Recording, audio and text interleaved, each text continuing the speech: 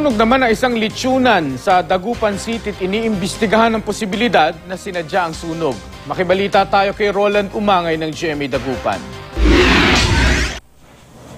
Natusta ang buong lechonang ito sa Tapuac District, Dagupan City. Ayon sa mga naglelechon, nagsimula ang sunog sa likurang bahagi ng tindahan. Nakita ko na po may umapoy sa gilid. Sabi ko, bakit may apoy? Binuhusan ko ng tubig. Tapos pagtapos nun, bigla na nga akong tumago dito. Tinawag ko yung kasama ko. Ayon sa mga bumbero, posibleng nagkaproblema ang linya ng kuryente sa tambakan ng uling ng lechonan. Posibleng natalsikan daw ng nag-spark na linya ng kuryente ang mga uling. Sa kuryente, then siyempre nag-iiyaw sila dito eh. Marami silang uling na nakatambak sa likod at meron din silang malutuan ng uling sa likod. Iniimbestigahan naman ang posibilidad na sinadya umano ang sunog.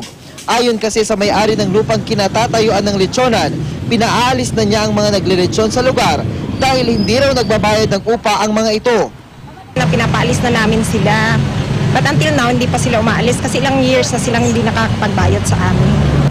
Napula naman ang sunog matapos ang 20 minuto. Wala naman nasaktan sa insidente. Roland Umangay, Nagbabalita, Pilipinas.